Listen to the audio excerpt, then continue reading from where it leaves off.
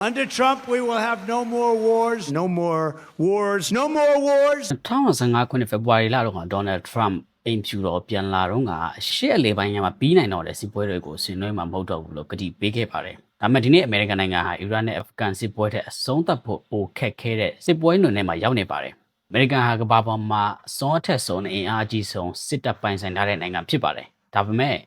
စစ်တပ်အင်အားကြီးချင်းကလည်းအီရန်စစ်ပွဲပေါ်မှာလိုချင်တဲ့အောင်မြင်မှုမပေးနိုင်ဘူးဆိုတာအခုပို့ပြီးတော့ထင်ရှားလာပါတယ်။အမေရိကန်ရဲ့ Epic Fury လို့ခေါ်တဲ့အီရန်အပေါ်စစ်စီရေးဟာအီရန်ကိုခေါင်းဆောင်မှုပိုင်းဆိုင်ရာအားနည်းသွားစေကောင်းအားနည်းသွားစေနိုင်ပါတယ်။ဒါပေမဲ့အမေရိကန်အတွက်မှန်းချက်နဲ့နှမ်းချက်မကိုက်တာတော့သိကြပါတယ်။စီရေးရာရင်မှန်းချက်တွေမရနိုင်တဲ့အပြင်အမေရိကန်အတွက်လက်ရှိအီရန်စစ်ပွဲကအဆုံးသတ်ဖို့ပါကြောင့်အရန်ကိုခက်ခဲသွားတာလေ။ဒီကြောင့်လည်းနေလေ့လာကြမှာဖြစ်ပါတယ်။စစ်ပွဲဆုံးသတ်လို့မရတဲ့ပထမအကြောင်းရင်းကတော့အီရန်ကသူ့ရဲ့အားသာချက်တွေကိုကောင်းကောင်းအသုံးချခြင်းကြောင့်ဖြစ်ပါတယ်။ဒီအားသာချက်ထဲမှာတော့အီရန်ဟာကမ္ဘာကုန်သွယ်ရေး20%ဖြတ်သန်းစီးဆင်းနေတဲ့ဟော်မုဇ်ရေလက်ကြားကိုထိထိရောက်ရောက်ပိတ်ချနိုင်ခြင်းဖြစ်ပါတယ်။ကမ္ဘာစီးပွားရေးကိုတစကန်ဖြစ်သုံးချဖို့ဆိုရင်တော့ဟော်မုဇ်ရေလက်ကြားဟာအသက်သွေးကြောဖြစ်တယ်ဆိုတာကိုအီရန်ကောင်းကောင်းနားလည်ပါတယ်။ပြီးတော့အီရန်ဟာအမေရိကန်ရဲ့ကာကွယ်ရေးစနစ်ကိုကုန်ကျစရိတ်သက်သာပြီးတော့အချိန်မရွေးသုံးချနိုင်တဲ့ drone ကိုအသုံးပြုပြီးတော့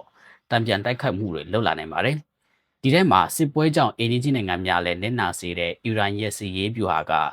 ပင်လယ်ဝဲနိုင်ငံများနဲ့အနောက်နိုင်ငံများကိုအခက်တွေ့စေပါတယ်။ပြီးတော့ကျောင်းကျန်းသူများရဲ့ပြောဆိုချက်အရအီရန်ဟာဒီစစ်ပွဲအတွက်ရုရှားနဲ့တရုတ်ထံကနေလိုချင်တဲ့စီရေးချက်လက်တွေရတယ်လို့ဆိုကြပါတယ်။ဒါကြောင့်လည်းအမေရိကန်ပြည်မှတ်တွေကိုတိတိကျကျတိုက်ခိုက်နိုင်တာလည်းဖြစ်တယ်လို့ဆိုကြပါတယ်။အခုတော့နှစ်ဖက်လုံးကတင်းမာမှုထောင်ချောက်မှမိနေကြပါတယ်။အမေရိကန်ရဲ့လေကြောင်းတိုက်ခိုက်မှုတိုင်းဟာအီရန်ကိုအားရော့စေဖို့ဆိုပေမဲ့လည်းဒီတိုက်ခိုက်မှုတိုင်းဟာအီရန်အတွက်ပြန်လေတုံ့ပြန်ဖို့အကြောင်းပြချက်ဖြစ်လာပါတယ်။ပြီးတော့ဒီအချိန်မှာတန်တမန်ရေးကလည်းအလုံးမလုံးပါဘူး။ဘာဖြစ်လို့လဲဆိုတော့အီရန်အနေနဲ့နျူကလ িয়ার စီမံကိန်းကိုအဆုံးသတ်ဖို့အမေရိကန်ကတောင်းဆိုတယ်။ဒါပေမဲ့အီရန်ကလည်းအမေရိကန်ရန်ကနေကာကွယ်ဖို့ဆိုတာနျူကလ িয়ার လက်နက်ကပဲအဖြေလို့မြင်ပါတယ်။ပြီးတဲ့လကတန်တမန်များရဲ့ကြိုးပမ်းမှုကြောင့်ရရှိခဲ့တဲ့နားလည်မှုစချွန်လွှာ MOU လက်မှတ်ရေးထိုးနိုင်ဖို့ကိုအချိန်2လခန့်ယူခဲ့ပေမဲ့3ပတ်လောက်ပဲခံပြီးတော့အခုတော့ပြက်ပြဲသွားပြီဖြစ်ပါတယ်။အမေရိကန်ဘာလို့လိုချင်တာလဲ။အီရန်ရဲ့နျူကလ িয়ার စီမံချက်ကိုအဆုံးသတ်ဖို့လား။ဒုံးကျည်စနစ်လားအီရန်အစိုးရအပြောင်းလဲလုပ်ရေးလား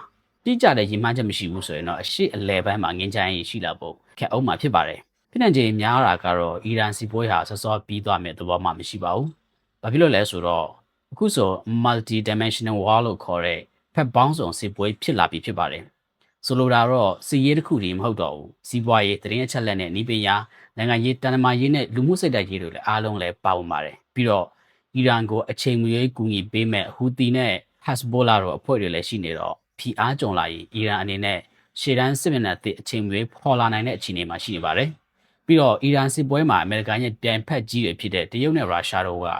ဒီစစ်ပွဲရနဲ့အကျိုးမဲ့ရနေတာတွေ့ရပါတယ်။တစ်ဖက်မှာလည်းအီရန်စစ်ပွဲကြောင့်ယူကရိန်းကိုကူညီနေတဲ့အမေရိကန်အတွက်အရေးမြစ်တွေကုန်စေပါတယ်။ပြီးတော့အမေရိကန်ပြည်တွင်းမှာလည်းပြည်သူတွေကြားမှာအီရန်စစ်ပွဲကိုအများစုကလက်မခံကြပါဘူး။ဒီစစ်ပွဲဟာ Trump ဦးဆောင်တဲ့အစိုးရအတွက်ပြည်တွင်းမှာလည်းခေါင်းကိုက်စရာဖြစ်လာပါတယ်။မကြခင်မှာပဲကြားဖြတ်ယူကပွဲကျင်းပဖို့ရှိတဲ့အမေရိကန်နိုင်ငံအတွက်တော့ဒီအီရန်စစ်ပွဲဟာအရေးကြီးတဲ့အရာဖြစ်လာပါတယ်။ဒါပေမဲ့လက်ရှိအချိန်ကြီးတော့အီရန်စစ်ပွဲဆုံးသက်ဖို့ရဲလက်ကြားပြန်လဲပုံမှန်လဲပတ်မဲ့အရေးကြောင်တော့မတွေ့ရသေးပါဘူး။ဒါကြောင့်အများစုကထာဝရစစ်ပွဲလို့ခေါ်တဲ့ပြောင်းလဲလာတဲ့စစ်ပွဲပုံစံအသစ်ကို